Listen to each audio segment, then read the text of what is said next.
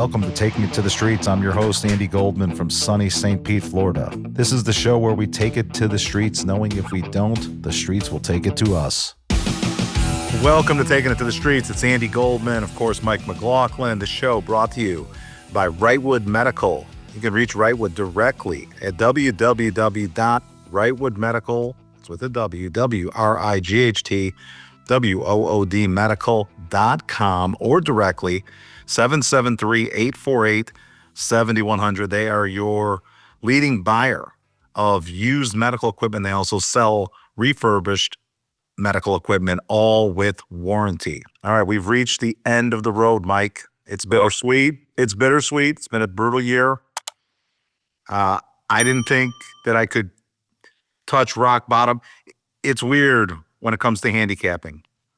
And I've always hated the line, it can't get worse than this, because, and I mean that, of course, it always can get worse than it is. And when you post 46% for the season, in your brain and your heart, you think it can't get any worse than this. Folks, I went 1-6 as I stepped to the plate for the Super Bowl.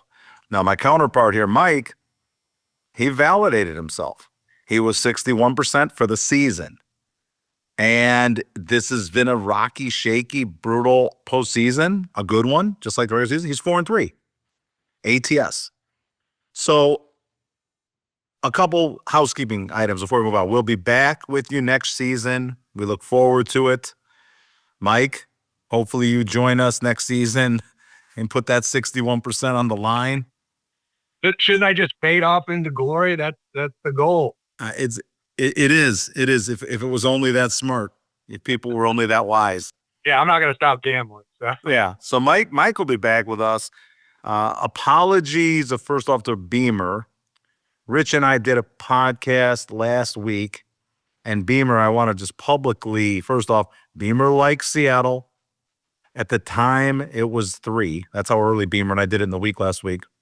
But Rich, I didn't air it or put it in conjunction with this, just because we talked about the Farmers, which was last weekend, and we will hook up with Rich later on down the road in the golf season. Rich had some interesting takes on Brooks Koepka, of course, coming back to the PGA. We went back and forth, so we'll be able to do that. But I apologize, Rick. Rich, it didn't make sense putting it in conjunction with a Super Bowl, so we missed our window. But for the record, Beamer likes Seattle minus the 3. Take it with a grain of salt or take it to the bank. Beamer's such an awesome tout when it comes to golf. I don't know if we can trust him as much when it comes to the NFL. All right, with that said, Mike, what did you learn on championship weekend, on championship Sunday? Let's start with Denver and New England. Is there a lesson to be learned? It's such a tough thing to handicap. I mean, here's a team, New England, that went on the road, faced a backup quarterback. You never like to pin it on one person, but the final score is 10-7 on a sheet of ice, and Jared Stidham throws a backwards pass. They take over possession on the 13-yard line, and that was the difference in the game. I'm not saying Bo Nix wouldn't have done that, because there was major duress on that play. I don't know where you fall on it, but let's start with that game. Are you impressed or not with what you saw from New England? I mean, I think at some point, New England has been overlooked this entire postseason. And I looked at the PFF grades. A couple of things. I never trust the PFS or the DVOA, I think they're effective, but they're talking about like this Seahawks team is like the number 5 rated DVOA team of all time. And I got to be honest, I don't see it. I mean, they're a good team. They may be a good team in comparison to the rest of the league this year, but I don't think they could compete against. They mentioned like the 91. They're tied with. So that's 85 Bears level. Yeah, it's. I at some point there, our eyes are telling us when statistics lie. But I really thought that the thing that New England is not getting credit for, and which they deserve credit for, is they're not making key mistakes, and they're catching every break you can catch. But like, I've gone back and forth about the Sean Payton going for it on 4th and 1. Yeah. I don't hate the idea of him going for it. I don't like the play he called. And I also don't like the fact that he called timeout after New England showed him a defense that caused him to change his play. If you don't have confidence in that point, that's where I fault Sean Payton. It's right when you had to second guess yourself, know that this coach is that prepared, meaning Vrabel, that you should be kicking the field goal and taking the points. And yeah, the weather changed, but I'm sorry, we do have, weather maps, and Peyton needs to, and you do have a backup quarterback who hasn't played in 2 years starting. And so to have him have a rollout pass in that situation made no sense to me. I like the move, Mike, because I like the faith he was trying to inject in his backup quarterback at that moment in time. And I know, come what now, Timeout, though, the timeout is where I have a flaw with it. 'Cause he said, "Oh, there was a time of there was a call made." He's the one who called timeout because of a decision that Vrabel showed him on the defense. So that to me means you're second guessing yourself. I am, as much as people hate New England and don't want to see New England I just want to make sure everyone is aware that if Sean Payton had won that game and was in the Super Bowl, he would be the most insufferable person. He's pretty high on my list of insufferable people to begin with, but he would have been, it was his opus. This was his, swan song. What a masterpiece. I'm so happy that he's kind of, had it narrative's not on the table. Yeah, because and then of course he fires his offensive and defensive coordinator, and I'm like, and it's funny, the offensive coordinator Joe Lombardi, when he was quoted in the paper, said, "Well, Sean was in one of his moods, and he wanted to blame somebody." So I mean, if that tells you anything about the temperament of Sean Payton, then be grateful we don't have to listen to him for I am the past 2 weeks. But we were also talking that this is one of the sleepiest Super Bowls of recent memory. It feels like a cousin to Rams New England. It feels like a second cousin to Denver and Carolina. Now that one, you correct me, it had a little bit of juice to it because of Peyton Manning's last stand. And Cam Newton. There was a little juice that the Rams New England was a dead one. There's no question. That was a forgotten Super Bowl. And I never thought I'd admit it, especially as I get older. There is a sex appeal to Kansas City, Philadelphia, what they do bring to the table with their players, the wide open nature, the following them all year, that neither of these two teams exude. I like defense. I'm a defensive guy from Chicago. I get it. But there's a sex appeal lacking for both of these two teams that other teams of recent memory. San Francisco has it. There's no flash with either of these two teams. It's hard to really understand New England. I keep going at you about New England because, here's my thing, Mike. Yes, they've had a primrose path of sorts, starting with the horrible record of their opponents, only topped by the 99 Rams. We start with that. Then it starts with a gimpy Herbert that they play in the first round of the playoffs, and he's as gimpy as could be, and they're missing both their tackles. Then it goes into yanking a dome team out of the dome into a snowstorm at their house. Then it goes into playing for a title against a quarterback that hasn't played in over 2 years on a sheet of ice. So no question it's broken well for them. But here's the thing, Mike. Seattle, their road to the playoffs has also been dipped in quite a bit of luck. From the standpoint of they got a bye, they played both at home. This team at least played one on the road, New England. They played two teams from their division on their third look to get to the Super Bowl. Okay, that's pretty fortuitous. One of them who was completely compromised. Yes. Niners. Right. They got a third look on San Francisco in the divisional round off of a grueling win at Philly. And then they get their third look after this Rams team was completely gutted in Chicago in frigid temps the week before. So it's not like this narrative of luck for New England. And yes, it has been luck, but it really, two things can be truthful at the same time. I think they've both eschewed a lot of luck. Both of these two franchises in this game, I think that's the narrative of this Super Bowl, Mike, is who's got, who's going to catch an unlucky moment for a change. You know how it's improbable is at the beginning of the year, if you had taken the Seahawks to win the Super Bowl, they were 70-1. And if you had taken the Patriots, they were 80-1. And so, imagine if you had parlayed those two together. I mean, I wouldn't be on the podcast. I'd be on my jet. But I mean, neither one of these two teams, according to Vegas, was supposed to be here. And New England's a 4-win team from a year ago. But I will say this: at the beginning of the year, everybody looked at their schedule and did say they do have a good path to having a winning record because they had they weren't even a last place schedule. They just had an easy AFC schedule. When you play the Jets twice a year and you play the Dolphins twice a year, you're getting 2 byes on your schedule. I mean, it's like playing, Little Sisters of the Poor two times in a row. But Vegas liked Tennessee, Mike. They liked Tennessee for the same reasons this year. It didn't work out, but they liked them. I mean, what does like mean? 6.5 for the over/under? That's liking them.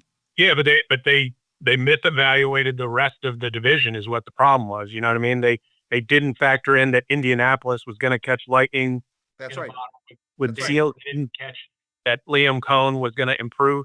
They didn't catch that Houston was going to surge at the totally spot on. And that's why it didn't really work out for Tennessee. It's not that Tennessee is that far away, especially in an NFL that's riddled with parity. Yeah, I just didn't. I think we're both in the same boat in Tennessee. Like they especially they're so cap friendly. They'll make a statement next year. It's gonna happen. I'm willing to go on a limb. I don't think they're going to the Super Bowl, but is it crazy to think that with that 120 million under cap that they go to the playoffs? I don't think so, but unfortunately, the division they're in now has gotten, whereas it used to be a division that we looked at like the NFC South, I don't think you can look at the AFC South like that next year. There are going to be high expectations in Jacksonville. There are going to be high expectations in Houston, if not strangling expectations in Houston, just based on what we saw with CJ Stroud. Right. And, Indianapolis, if they can get the quarterback position solved, which I don't know that they can because Jones isn't coming back from that injury. So, yeah, I think they can. I personally didn't love Saleh as the hire. I don't know when there's 10 coaching vacancies available that if you're not one of the more desirable spots, and I don't think Tennessee is necessarily one of the more desirable spots. No, it's not. Not because of their quarterback situation, but I do think they have a dearth of talent. They're going to need to spend wisely in the offseason like New England did this offseason. I mean, who's in the bigger hole? When you think about it, Mike, who's in the bigger hole, the Jets or Tennessee? Is it definitely the Jets? Yeah, the Jets. Until you get the quarter, I mean, it depends whether you believe in Cam Ward or not. The Jets do not have a solution at quarterback, and there's not a imminent solution at quarterback. And if I am a Jets fan, are you not a little concerned when your head coach fires the entire coaching staff after the hiring period of every other team has been filled? I mean, Aaron Glenn either turns it around or is fired by week 8 next year. I'm telling you, you can lock that in as he would be the guy I would put down as the favorite to be the first coach fired because I don't see them turning it around.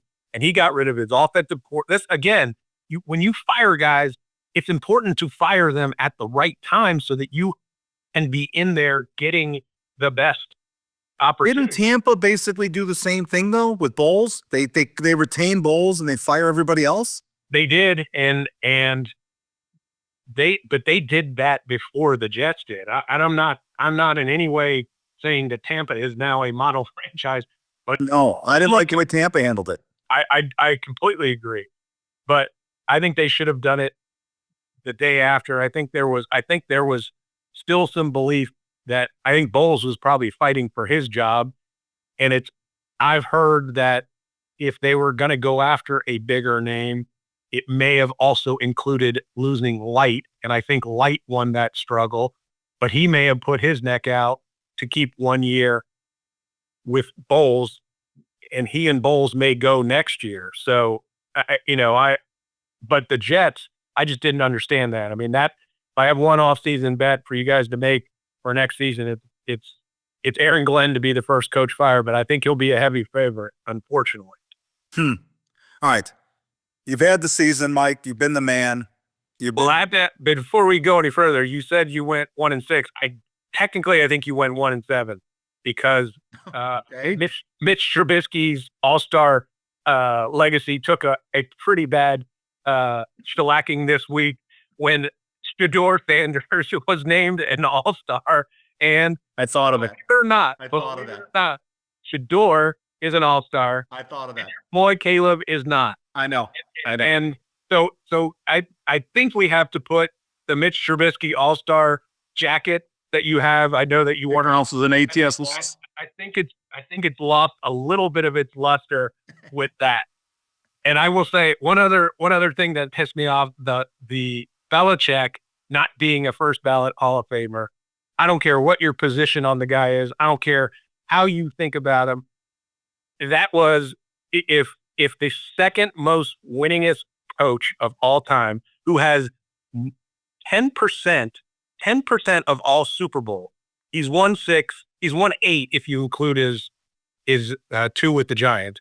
If that guy isn't qualified to be a first ballot Hall of Famer, and Bill Polian and Tony Dungy are, then your system is broken. And Mike, Fundamentally broken. how about taking it to the streets, being the podcast that had Gary Myers on earlier in the season to not only break this topic down before it became a story, broke down Gary's book, Brady versus Belichick, argued the who it was, Brady or Belichick, and why it's up for debate. But I don't think that either of us thought that it was up for debate that Belichick is a Hall of Famer on the first ballot. And the first time I heard that, I thought, my God, did Gary vote against Belichick? Which I would find really, I mean, he would never tell me, and I would never expect him to. And that's a private thing, is how these guys write. I think, obviously, if you listen to the podcast, you, of course, did. There's no way Gary Myers was a pro Belichick guy to the core, to the point of writing that book, which was great. Who's the lunatic? Is it the same lunatic that didn't vote for Ricky Henderson, another podcast we did, to be in the Hall of Fame on the first vote? I mean, are these guys that big of prima donnas and unprofessional to the core, where Ricky Henderson doesn't acknowledge you after a 4-3 12-inning loss quickly enough that you will hold it against him and his incredible stature in the game of baseball? And the same thing with Bill Belichick, but Henderson really sticks out. There's people that are a person that could not vote for Ricky Henderson to be the first ballot Hall of Fame is lunatic type stuff. There's not a group of people that are pettier than sports writers. I mean, I say that with, I mean, I understand the voting process as it's come out. It's not necessarily as diabolical, and it was sort of a stupid voting process where you could only vote for 3 people. And a guy in Kansas City explained why he didn't vote for Belichick.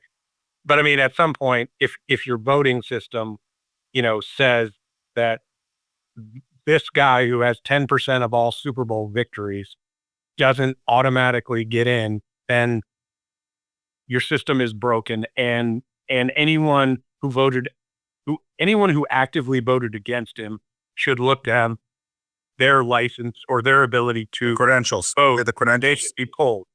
But don't do that because it's an old boys club and they protect each other, and sports writers are the worst.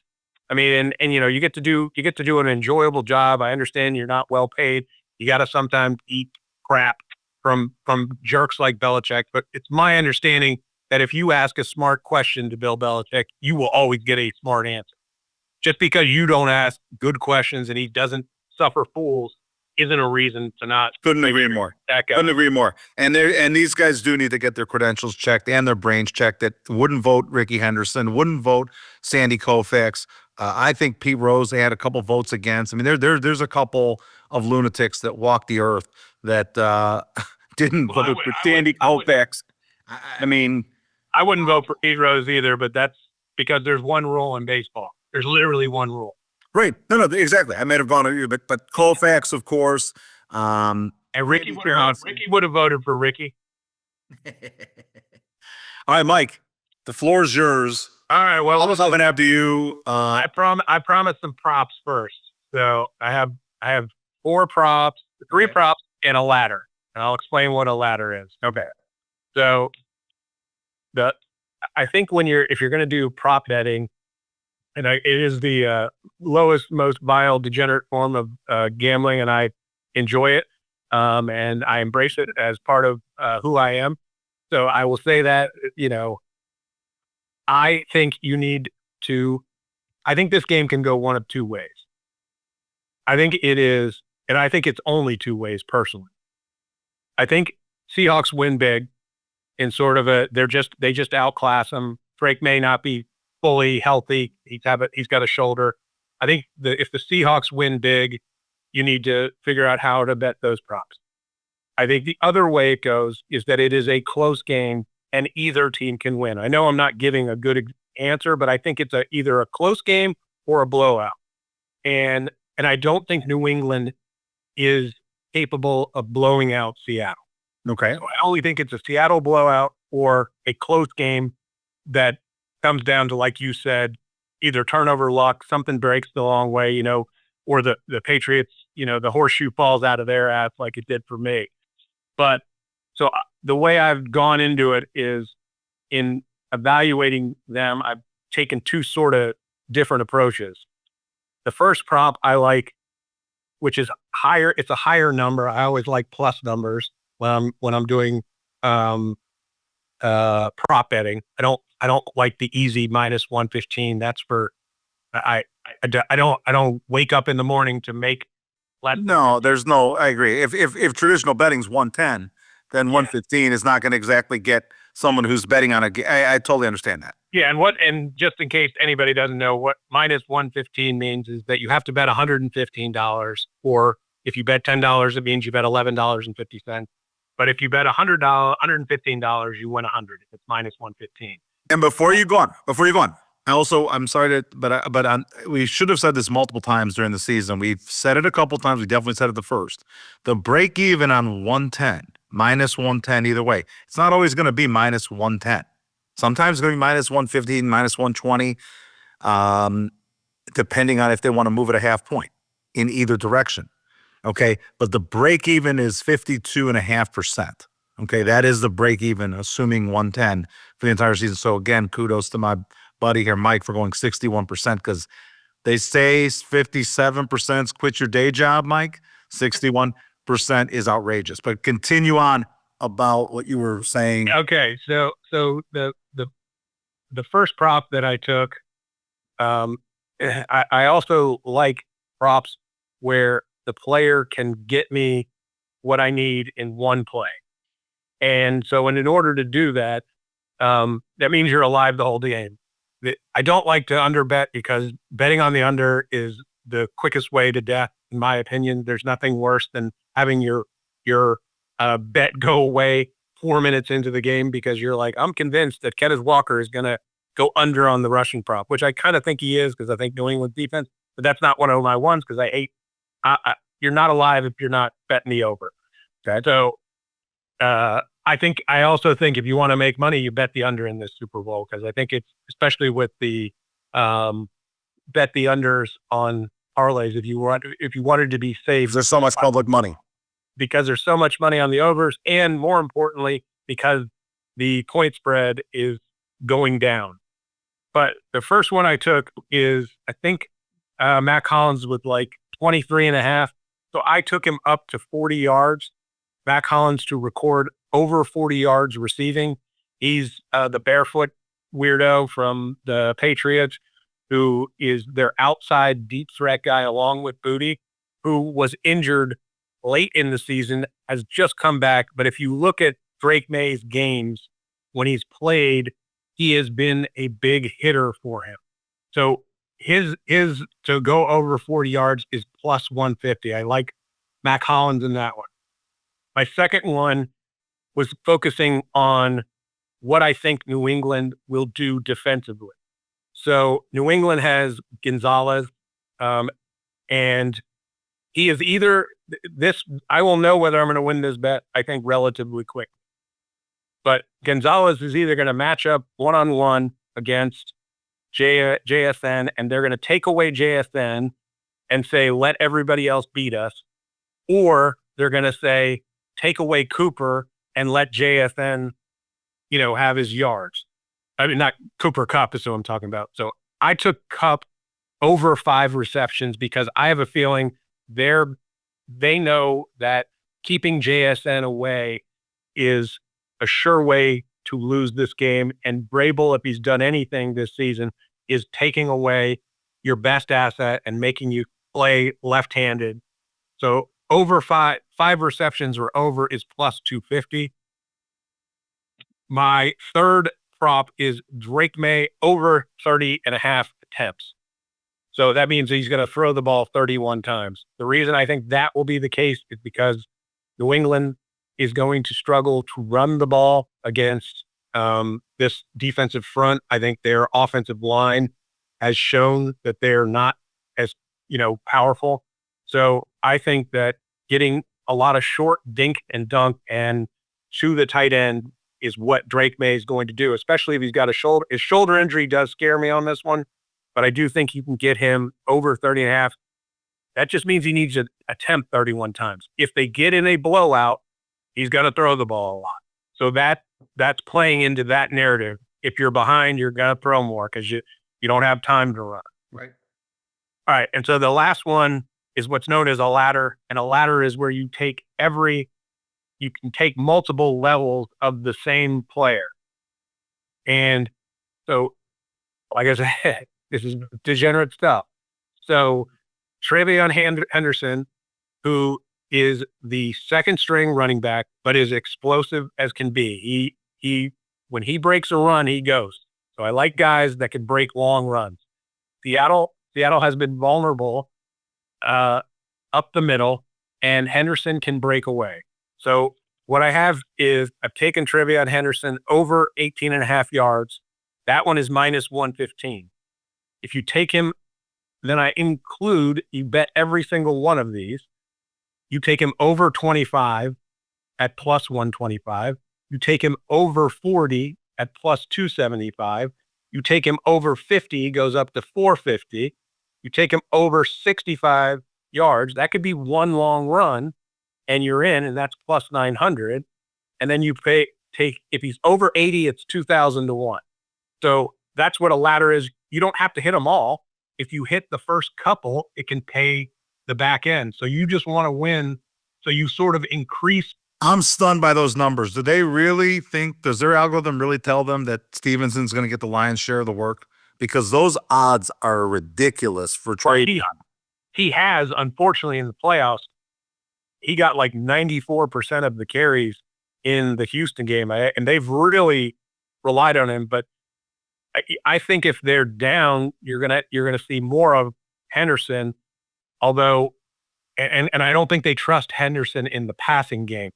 But I think Vrabel's gonna want to keep this game close, and Henderson can break one. If he breaks the long one, you're in. I mean, that's again, it's a prop bet. It is degenerates only. Put your baseball hat on, put your jersey on, come with me. Take it to the dark side. That's your style. But I am telling you, if you do the ladder, you sort of, as you go up the ladder to the higher numbers, you're betting less. But the payout is greater. So if I bet $100 over 18.5, then I bet 90 at 25, 80, 70, 60. That's what the ladder does. And you want to hit the entire ladder. You don't want to bet 100 each time. No, understood. Unless you're a true dirtbag like me. Understood. So walk us through the side, though. So the Guide is minus 4.5. Okay. So, I mean, I've been thinking about the game. Sam Darnold, if you look at the metrics for Seattle, they are better pretty much everywhere. They're better. I think their weaknesses are offensive line, and I think you can get after their offensive line. I don't think the Rams did a particularly good job getting after them. New England is strong against play action. That's one of their That's one of their features, and that's one of the things that Seattle has taken advantage of. I lean towards this just because I trust Vrabel. I trust him this much. I lean towards it being a close game. I'm going to go 23-20 New England.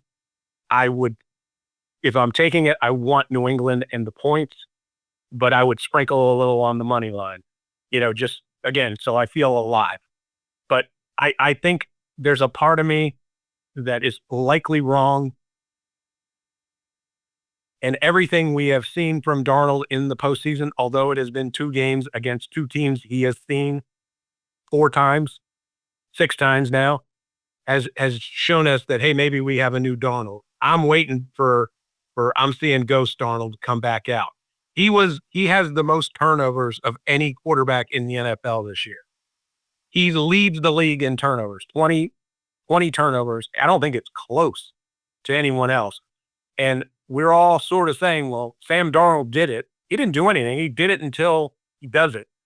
He hasn't done it yet. He's gotten to the Super Bowl. He's beaten the Rams. He's beaten the 49ers. But until he does it, I don't believe it. I'm like, doubting Thomas. I need to feel the holes in the hand. So I'm not trusting Darnold, and I'm trusting Vrabel. I think it's close. I'm going 23-20 New England, and taking the points and sprinkling the money line. This episode of Taking It to the Streets is brought to you by Wrightwood Medical, the leader in used and refurbished medical equipment. Wrightwood specializes in ultrasound equipment, but can also be your vendor of choice when sourcing lower-cost alternatives for your operating room suites, scanning the entire medical spectrum. From single physician offices to larger hospitals, Wrightwood is the lower-cost solution for your everyday medical equipment needs, and all of Wrightwood's equipment comes with warranty. You can reach Wrightwood directly at www.wrightwoodmedical.com. That is with a W, WRIGHTWOOD medical, or 773-848-7100. Again, 773-848-7100. If it's used medical equipment, it's Wrightwood Medical.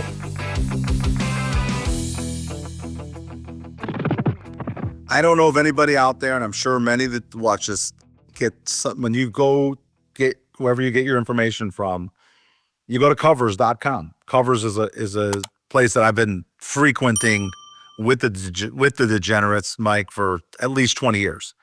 Classic place. Got a great forum. Everybody puts their 2 cents in.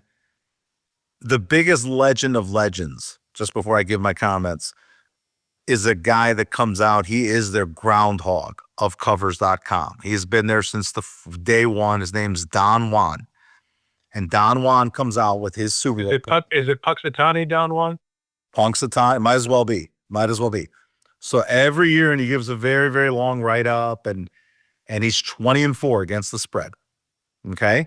He is 20-4 against the spread. 83-year-old man, or so he says, in retirement home as we speak, the great Don Juan. To me, he's Mount Rushmore type material. He's on Seattle -4.5. It wasn't one of his great write-ups like it has been in years past, but I just want to start with Don Juan, who as long as taken to the streets, has breath in it. We pay homage to the Don Juans of the world out there that most don't know about. So for what it's worth, Don Juan loves Seattle -4.5. Don't know about loves, but he's going to go to the wall with Seattle -4.5. He is 20-4 ATS last 24 Super Bowls. Here is my take on this game. I don't like Seattle as a big favorite. Now, the game opened up at 3, and it seemingly shot up to 4.5. Crossed the key number of 4 like a lightning bolt. I don't know if you've noticed that, Mike. I mean, it probably wasn't as quickly as I thought. And you have to know another thing, folks. Those first bets, when they do adjust the line like that, are on minimums. So they're not allowing people to come in and bet $1 million, $2 million like people do, especially offshore, on the original number. They're not. But it seemed like Mike, and that scares me because that's not public money. That is sharp money. At least in my brain, it is. It has shot up to 4.5. It has stayed and held at 4.5. That hints at a commanding Seattle win. 70% of the bets, 70% of the money on like 147,000 bets from my sources as we do this on the Tuesday before the Super Bowl. So there'll be hundreds of thousands of more bets placed by then. So just take it with a grain of salt. But that's a ton of action on a typical Tuesday prior to game day, trust me. And it shot up from 3 to 4.5. It's stayed at 4.5. Obviously, the limits are larger now, Mike, and it hasn't come down from the 4.5. So there is, I would say, for what I know or what I think, sharp money holding on Seattle. When I think of Seattle, I think of them as a live dog in this role, as far as who they are, who their pedigree is, what they like to be. I think of them against Denver when the game toggled 1 point either way. I think the final line was Seattle +1, and Seattle blew them out like 51-3, another forgotten Super Bowl. I think of them against Pittsburgh with Willie Parker when they couldn't get the job done in that ball game. I think of them, of course, against New England in the horrible beast mode non-call into a pick. And by the way, yeah. Underrated genius by Belichick. If you watch, there's a video that explains how they prepared, he and Ernie Adams, how they prepared for that play on defense. There is a video that talks exactly what they did. They show practice footage of Malcolm Butler getting beat. Interesting. That's how prepared. And I will watch it. And I will watch that, Mike. I appreciate you doing that because day 2 Hall of Famer, second year Hall of Famer, Bill yeah, Allen. I was going to say that alone should have gotten him the vote as day one, because you said it's documented. That play wasn't an accident. That was not an accident. And, I'm a believer, as you know, for what it's worth, as a 46%, 1-6 in the playoffs guy in pedigree. And, New England is not a team that I want to bet against as a dog. Conversely, Seattle's a team I do want to bet against as a chalk. And I consider this a kind of a big chalk, Mike, 4.5. And a lot of places, it's going up to 5. I don't think you'll ever see 6. But, my theory is 5 is a dead number. Okay? It's the old, if they were that good, they being the chalk, then it should be 6. Okay? There's always that. And it reminds me, I'm not a line historian, but the last time the game was 5 was the aforementioned Denver versus Carolina game, and Denver won it outright. Denver was a 5-point dog in that game. So the old thing, if Carolina was that good of a team, they should have been a 6-point dog. You never want to bet on a team that's laying a dead number, because there's always going to be the insinuation from the really sharp money, why aren't they laying a key number? Where's that money? You see what I'm saying, Mike? If they're that good and they're that dominant, then they should be laying 3, 6, 7, 10. Unfortunately, I hear where you're going, and now I'm terrified. I know. I didn't. I know. It didn't go up to 6. Do you think it moves as we get closer to kickoff when the public gets involved? Probably not, because there's too much money that the public doesn't bet. I'm talking about real money that comes in. The real money. They're too frightened. They'd rather lose. They do 5 than have it go to 6. If it goes to 6, they're getting destroyed with New England money. Yeah, And they'll only go to 6 if they're worried about too much exposure to Seattle, and they still won't, because the gap between the two numbers, it allows for a 5 and a 6 push, which gets you no money. So yeah, I don't think it will, unless Drake May's shoulder is something worse than we think it is. do you think we see 4.5 or 5? I don't see it going down. Let's put it that way. I think the public will push it closer to 5 than they will to 4.5. But between you, I don't think you or I think of 4.5 or 5 as different numbers. They're the same number. I mean, they effectively are too. But I mean, a 4 and a 5, I don't see as terribly different numbers, because they're not key numbers. that games end on. I know I can speak the lingo too. I just don't believe in it. Well, I'm going to really make you see ghosts, Mike, because I too think New England wins this game 23-20. Oh my God. So if you want to make your adjustments now and I gotta go. I have to go. This is not fair. I've come too hard and too far for them to go down like this. I agree. I am so sorry. 20. When I am so sorry. Either I am making you go down or I'm making you enjoy the blue Gatorade bath with me. It was meant to be this way. It's a new year. It's a new you. So maybe we're starting the new year off right. 23-20 from both of us. New England. We didn't even, unfortunately, did not plan this because I would have changed mine. I agree. Okay, folks. So let me grab the mic here for a moment. Remember last season, my final words to you were good teams win, great teams cover.